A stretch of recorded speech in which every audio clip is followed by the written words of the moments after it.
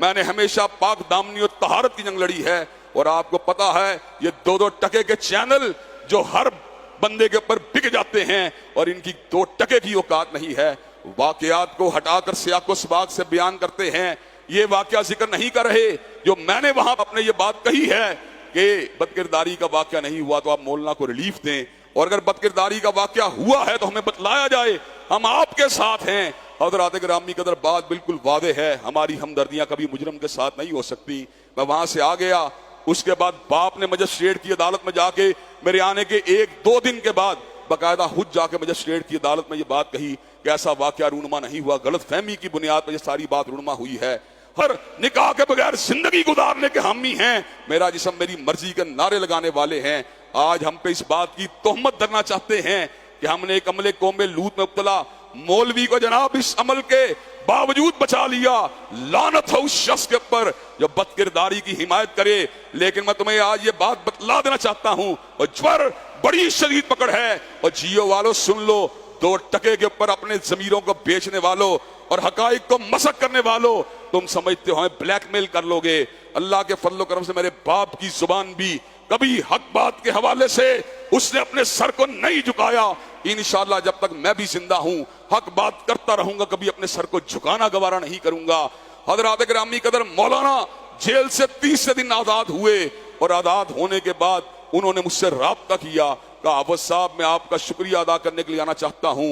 ये याद रहे मौलाना का ताल्लुक ना तो कुरान और सुन्ना मूवमेंट के साथ था, ना वो मेरे हल्का अहबाब में शामिल थे, ना वो मेरे रिश्तेदार थे। मौलाना तशरीफ लाए, बातों बातों में बात हुई। मैंने कहा मौलाना अभी भी जमीर पे एक चोट है, कसक है, तिश्नगी है। मौलाना आप बतला दीजिए मैं और आप तन्हाई के अंदर मौजूद हैं, क्या इस किस्म के वाक़े के अंदर कोई अलामत या कोई अंसर या आपकी तरफ से कोई पेश करने वाली बात मौजूद थी? मौलाना ने कुरान को उठा लिया और कुरान उठा के ये बात कहने लगे, हाफिज साहब अल्लाह की कसम मैंने बदकारी नहीं की, ना ही ये बात जो है कपड़े उतारने वाली दुरुस्त है। तो मैंने कहा वो बेगैरत और बेज़मीर लोग जो दीन को नहीं मानते, जो शरीयत को नहीं मानते, जो तहारत को नहीं मानते, जो तस्किये को नहीं मानते, उनके इल्जामात को दुरुस्त माना जाए या मौलाना के कुरान के हलफ को दुरुस्त माना जाए? जबकि कराइन भी शहादत दे रहे हैं, बच्चे का मुद्दई बाप भी जो है इस केस से विड्रॉ कर चुका है। लोग कहते हैं मैंने प्रेशर दिया है। मैं ये बात कहता हूं अगर ये बात साबित कर दी जाए कि मैंने बच्चे के बाप से हलवत के अंदर कोई गुफ्तगू की हो तो अल्लाह की कसम सारी जिंदगी मिंबर रसूल के ऊपर चढ़ना छोड़ दूंगा। मेरी हिमायत अल्लाह के फजलो करम से मजलूमों के साथ है, मेरी हिमायत अल्लाह के फजलो करम से मजबूरों के साथ है, मेरी हिमायत अल्लाह के फजलो करम से बेकसों बेबसों के साथ है। मैं जब तक जिंदा रहूंगा ऐलान हक करता रहूंगा, मजबूरों का साथ देता रहूंगा, और अगर मेरे किसी भाई के ऊपर झूठा इल्जाम लगे मैं उसका दिफा करता रहूंगा। बकवास करने वाली औरतें और बकवास करने वाले मर्द कहते हैं गैर कानूनी परे पंचायत लगाए गए हैं। ये बात भी मैं आपको बतला देना चाहता हूं। पहली बात यह है जो वहां पे मजमा इकट्ठा किया वो बच्चे के बाप ने इकट्ठा किया, मुझे बुलाया, बच्चे के बाप ने बुलाया। और हजरात गिरामी का तीसरी बात यह है वो अमन कमेटियां जो मुहर्रमुल हराम के महीने में एक खास फिरके को रास्ता देने के लिए काम कर रही होती हैं, क्या उन अमन कमेटियों के पास इतना भी इख्तियार नहीं कि शहर के अमन व अमान को बरकरार रखने के लिए इस किस्म के कजिए के ऊपर गौर व फिक्र कर सकें?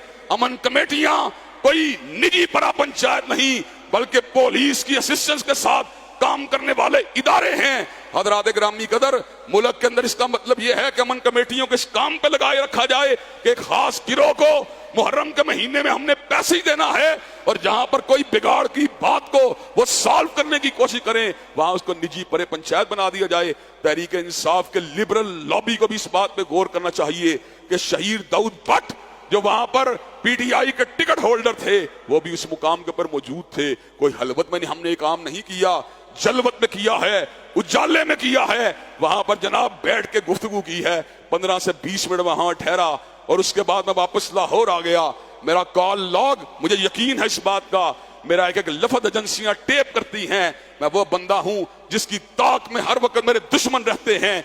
मेरे कॉल लॉग को चेक किया जाए, मेरा उसके बच्चे के बाप से कोई भी राब्ता नहीं। हजरात गिरामी कदर थूक फेंकनी चाहिए इन बेईमान मुनाफिकों के ऊपर जो एक मजलूम आलिम दीन को फकत उसके नजरियात की वजह से बदनाम करना चाहते हैं। और लानत हो ऐसे नशरियाती इदारों के ऊपर। इंशाअल्लाह जियो की हकीकत क्या है, मीर शकील रहमान फंसता है, कैमरा बेचते हैं, आफत साहब कोई आवाज उठाने के लिए तैयार नहीं, आप आवाज उठाएं, हम आवाज उठाते हैं। जंग के पेपर की बंदिश हो, आफत साहब आप आवाज उठाएं, कोई साथ देने वाला नहीं, हम उठाते हैं। और अब एनजीओस के पैसे खा के बकवास कर रहा है, और लानत हो तेरे ऊपर, हम तो ये 2 टके की भी अहमियत नहीं देने वाले, हम ब्लैकमेल होने वाले लोग नहीं, हक पे हैं, हक पे रहेंगे और हक पे खड़े रहेंगे जीते जी। कभी भी समझौता हक के ऊपर नहीं किया जा सकता। हजरात गिरामी कदर, क्या आप इस हकीकत के ऊपर हमारा साथ देने के लिए तैयार हैं? इंशाअल्लाह इंशाअल्लाह। इन्नल्लाह यामुरु बिल अदली वल इहसान व